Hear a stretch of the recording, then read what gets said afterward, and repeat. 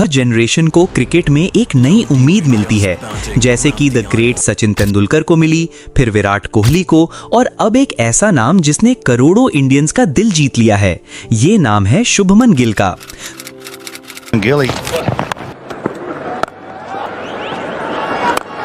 Davis face here. 2023 Shubman Gill के लिए एक एक्सेप्शनल ईयर था। आईपीएल में 3 सेंचुरी के साथ 890 रन्स, सीजन के लीडिंग रन गेटर। ओडीआई में 4 सेंचुरी और एक डबल सेंचुरी के बाद वो बने दुनिया के नंबर 1 रैंक्ड ओडीआई बैट्समैन। यहीं पर शुभमन को the Prince of Indian cricket का टैग मिला। सब कह रहे थे कि इंडियन क्रिकेट को अपना अगला सुपरस्टार मिल गया है। मीडिया और फैंस की हाइप इतनी बढ़ गई कि लोग कहने लगे कि शुभमन गिल ही विराट कोहली के सक्सेसर बनेंगे। ये सब शुभमन गिल के लिए इतना आसान नहीं था। उनको इस जर्नी में कई प्रॉब्लम्स को फेस करना पड़ा, जो कि हम इस वीडियो में आपके साथ शेयर करेंगे। शुरू से शुरू करते हैं। 2018 अंडर 19 वर्ल्ड कप में इंडियन टीम विक्टोरियस रही और इस विक्टोरियस कैंपेन में शुभमन गिल इंडिया के लीडिंग रन गेटर थे। इसी परफॉर्मेंस के चलते आईपीएल ऑक्शन में केकेआर ने उन्हें 1.8 करोड़ के प्राइस पर अपनी टीम के लिए खरीद लिया। इस सीजन अपने 7th मैच में शुभमन के बैट से अपनी आईपीएल पहली 50 आई, जब उन्होंने सीएसके के अगेंस्ट नॉट आउट 57 रन्स बनाए। ये सीजन एक 18 साल के डेब्यूटेंट के हिसाब से डिसेंट था, जहां उन्होंने 13 मैचेस के बाद 203 रन्स बनाए। इसके बाद इंडियन सिलेक्टर्स की नजर शुभमन पर पड़ने लगी थी और सिलेक्टर्स अब उनके इंटरनेशनल डेब्यू को कंसिडर करने लगे थे। टीम में हाई कंपटीशन के कारण शुभमन के खेलने के चांसेस कम थे। साथ ही उनके बैचमेट पृथ्वी शॉ का ऑलरेडी डेब्यू हो चुका था। लेकिन फिर 2019 के जनवरी महीने में कुछ ऐसे चेन ऑफ इवेंट्स हुए जिससे इंडियन टीम में एक बैट्समैन की पोजीशन खुल गई।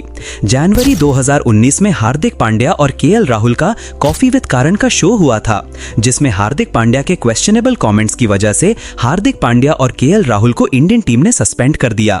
यहीं पर हार्दिक पांड्या और केएल राहुल की जगह टीम में आए विजय शंकर और शुभमन गिल।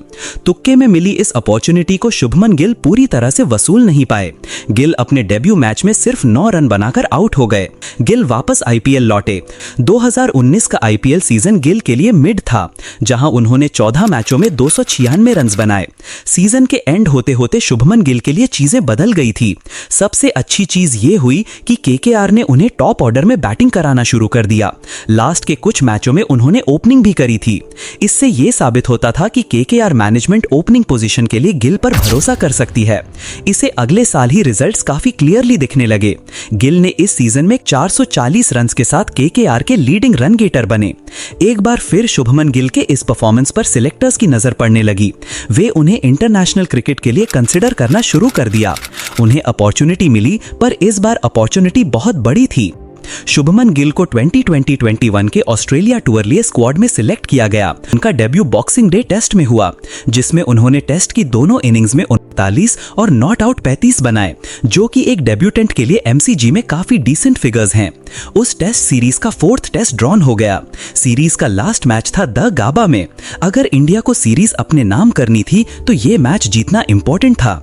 ऐसे में इंडिया की इस स्क्वाड से ऑस्ट्रेलियन टीम हार जाए इसका सवाल ही नहीं बनता, क्योंकि इस टीम में एक्सपीरियंस्ड विराट कोहली नहीं थे। इस मैच में शुभमन गिल, ऋषभ पंत, नवदीप सैनी, टी नटराजन और वॉशिंगटन सुंदर जैसे यंगस्टर्स खेल रहे थे। इस स्क्वाड के साथ गेम वन साइडेड था। इस टीम का ऑस्ट्रेलिया को हराना, वो भी गाबा पर, ये नेक्स्ट टू इम्पॉसिबल लग रहा था। इस मैच में जो हुआ उसने इन सभी यंग क्रिकेटर्स को सुपरस्टार्स बना दिया। इस मैच में कुछ ऐसा हुआ था कि टेस्ट के 5th डे में इंडिया को जीतने के लिए 329 रन बनाने थे और ऐसे में ओपनिंग करने उतरे रोहित शर्मा और शुभमन गिल। रोहित शर्मा 7 रन बनाकर पवेलियन लौट गए। फिर क्रीज पर आए चेतेश्वर पुजारा और उन्होंने शुभमन गिल के साथ मिलकर एक अच्छी पार्टनरशिप बिल्ड करनी शुरू करी। ये मैच शुभमन गिल के करियर की अब तक की बेस्ट हाईलाइट बनने वाला था। एक तरफ पुजारा अपनी स्ट्राइक को होल्ड करके रखे थे, वहीं शुभमन अपनी टेक्निकल बैटिंग से स्कोर को एक्सेलरेट कर रहे थे। गिल की 91 रन की इनिंग्स और पुजारा की मास्टर क्लास 56 रन की इनिंग्स ने इंडिया को एक स्ट्रॉन्ग जोन में लाकर खड़ा कर दिया। शुभमन गिल 91 रन पर स्लिप में कैच देकर आउट हो गए, लेकिन अब तक इंडिया के मिडिल ऑर्डर के लिए एक मजबूत बेस तैयार हो गया था।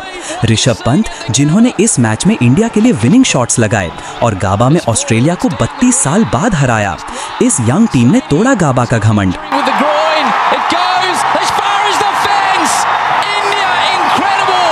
इस मैच का क्रेडिट भले ही ऋषभ पंत को दिया हो, पर हमें ये नहीं भूलना चाहिए कि शुभमन गिल की 91 रन्स की क्रूशियल इनिंग्स ना होती तो शायद हिस्ट्री कभी बदल ही नहीं पाती।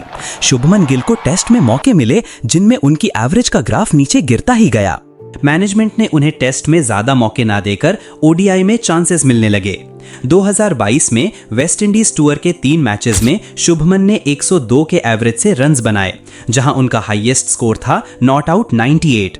इसके बाद जिम्बाब्वे टूर पे उनकी पहली ओडीआई सेंचुरी आई, जहां उन्होंने सीरीज के 3rd ओडीआई में 130 रन्स की पारी खेली।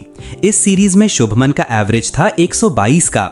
इस परफॉर्मेंस के चलते मैनेजमेंट ने उन्हें ओडीआई में बैक करना शुरू कर दिया। 2022 में उनका आईपीएल करियर पूरी तरह से बदलने वाला था। इसी साल केकेआर ने उन्हें अपनी टीम से रिलीज कर दिया। फिर शुभमन की एंट्री होती गुजरात टाइटंस में। यहां तक उनकी बैटिंग रिफाइन हो गई थी।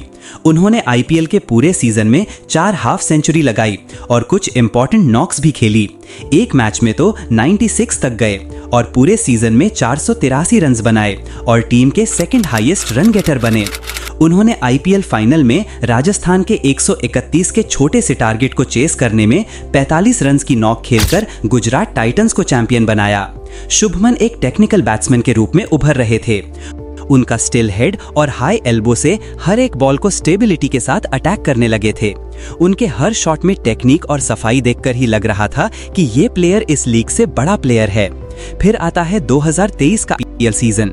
आईपीएल के 17 मैचों में 3 सेंचुरी और 4 हाफ सेंचुरी, 59 का एवरेज, 157 का स्ट्राइक रेट और टोटल रन्स 890। सीजन के लीडिंग रन गेटर और all time highest run getter in one season में विराट कोहली के रिकॉर्ड से बस 83 रन्स दूर। किंग के बाद इस रैंकिंग में थे द प्रिंस शुभमन गिल। यहीं से उनके फैंस और पीआर ने शुभमन को the Prince of Indian cricket का टैग दिया। इस सीजन में उनकी टीम फाइनल्स तक गई और शुभमन की परफॉर्मेंस के लिए उन्हें मैन ऑफ द सीरीज का अवार्ड मिला। इसी साल शुभमन ने एक ऐसा रिकॉर्ड अपने नाम किया जो उनके पहले कुछ चुनिंदा प्लेयर्स ही कर पाए। जब न्यूजीलैंड की टीम इंडिया टूर के लिए आई, सीरीज के पहले ही ओडीआई मैच में 149 बॉल्स पर 208 रन्स की आइकॉनिक इनिंग्स खेली। 10th highest individual record in an ODI match का रिकॉर्ड अपने नाम कर लिया और यहीं से उन्होंने बता दिया कि ही हैज अराइव्ड। इस सीरीज के बाकी के 2 मैचेस में उन्होंने नॉट आउट 40 और एक सेंचुरी लगाई। उन्होंने ऐलान कर दिया कि मैं इस फॉर्मेट के लिए ही बना हूं। उन्होंने इस साल के दोनों मेन टूर्नामेंट खेले, जिसमें पहला टूर्नामेंट था एशिया कप। 2023 के एशिया कप में Shubman Gill leading run scorer थे, जिन्होंने 6 मैचों में 302 रन बनाए। उनके इंप्रेसिव परफॉर्मेंस में बांग्लादेश के खिलाफ एक सेंचुरी और 2 हाफ सेंचुरी शामिल थी। उन्होंने पूरे टूर्नामेंट में एक अच्छे एवरेज और स्ट्राइक रेट से रन बनाए थे, जो कि उन्होंने पूरे एशिया कप में बनाए रखा। वही इस ईयर का सबसे प्रेस्टिजियस इवेंट था, वो था वर्ल्ड कप। वर्ल्ड कप आते आते Shubman Gill India ODI team के एक फिक्स्ड ओपनर बन गए थे। उन्होंने पाकिस्तान के खिलाफ अपना पहला वर्ल्ड कप मैच खेला था, जिसमें गिल ने 16 रन बनाकर आउट हो गए थे। पहला मैच भले ही खराब रहा हो, पर शुभमन ने आने वाले मैचों में कई इंपॉर्टेंट नॉक्स खेली, जिसमें श्रीलंका के खिलाफ 92 की इनिंग्स उनका highest world cup individual score था। सेमीफाइनल मैच में न्यूजीलैंड के सामने 80 रन, ये एक अमेजिंग इनिंग थी। शुभमन ने उस वर्ल्ड कप में 9 मैच खेले थे, जिनमें 354 रन बनाए थे 44.25 के एवरेज से। इस तरह इस साल खेले गए 29 ओडीआई मैचेस में शुभमन ने 1584 रन्स बनाए, जिसमें 9 हाफ सेंचुरी और 5 सेंचुरी शामिल थी। ये शुभमन के लिए एक अनप्रेसिडेंटेड टाइम था। उनके लिए हर अपॉर्चुनिटी काम कर रही थी। सभी लोग उन्हीं की तरफ देख रहे थे। शुभमन धीरे धीरे Prince of the Indian cricket होने के रोल को अच्छी तरह निभा रहे थे। परफेक्ट टाइम पर परफेक्ट पोजीशन के लिए परफेक्ट प्लेयर अब मिल चुका था। हर मैच की परफॉर्मेंस के साथ ही वो मानो इंडियन क्रिकेट के क्राउन की तरफ और नजदीक आ रहे थे। लेकिन फिर आया साल 2024 और इस साल उन्हें बैक टू बैक कई सेटबैक्स मिलने लगे। उनकी टीम गुजरात टाइटंस के कैप्टन हार्दिक पांड्या को मुंबई इंडियंस से ट्रेड कर लिया गया था और इसी में शुभमन को बहुत कम वक्त रहते ही टीम का नया कैप्टन बनाया गया। एक ओपनिंग बैट्समैन पे जरूर बहुत ज्यादा जिम्मेदारी होती है, लेकिन जब इसी ओपनिंग बैट्समैन पर कैप्टनसी का भी जिम्मे डाल दिया जाए तो ये जिम्मेदारी कम और प्रेशर ज्यादा लगने लगती है। गुजरात टाइटंस की उनसे जो उम्मीदें थीं, वो उन पर अनफॉर्चुनेटली खरे नहीं उतर पाए।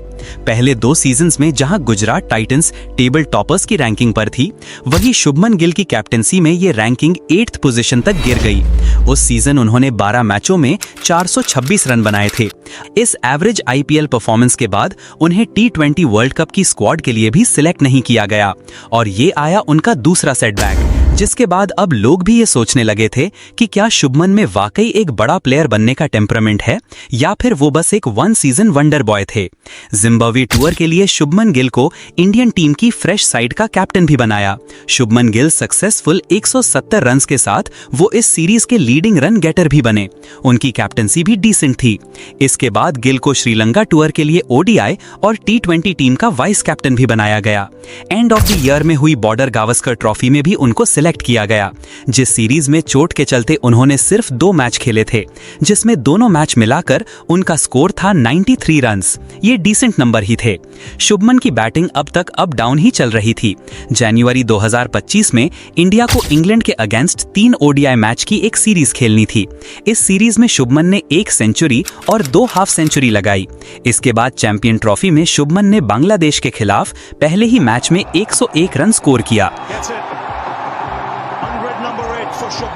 और चैंपियन ट्रॉफी में 188 रन बनाए।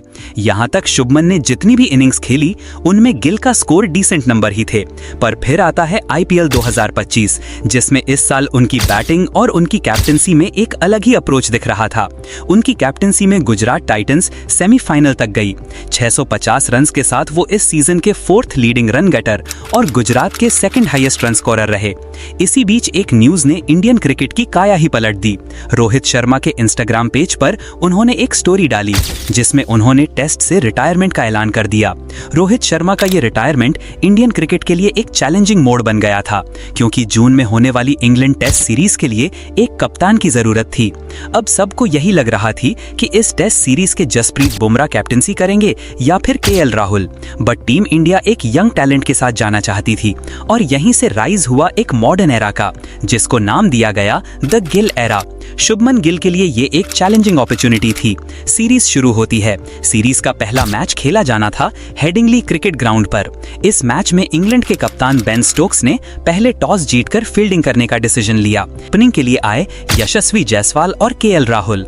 यशस्वी जायसवाल और KL राहुल ने टीम इंडिया को अच्छी स्टार्ट दिलाई, पर 42 के स्कोर पर KL राहुल स्लिप में कैच दे बैठे। सेट हो चुके जायसवाल का साथ देने आए कप्तान शुभमन गिल एंड फिर देखने को मिलती है the class of Shubman Gill. पहले ही मैच में शुभमन ने 147 रन की इनिंग खेल इतिहास रच दिया। वो इंग्लैंड की जमीन पर शतक जड़ने वाले मात्र 5th इंडियन कैप्टन बन गए, पर इंडिया ये मैच हार गई। वहीं इसी सीरीज का दूसरा मैच होना था एजबेस्टन में और फिर यह मैच बन गया एक हिस्टोरिक मैच।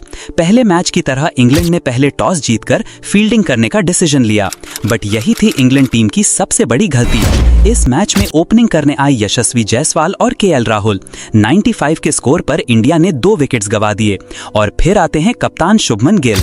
शुभमन की 269 रन की इनिंग्स ने इस मैच को हिस्टोरिक बना दिया। उन्होंने स्टेबिलिटी और इंटेंट के साथ बैटिंग की।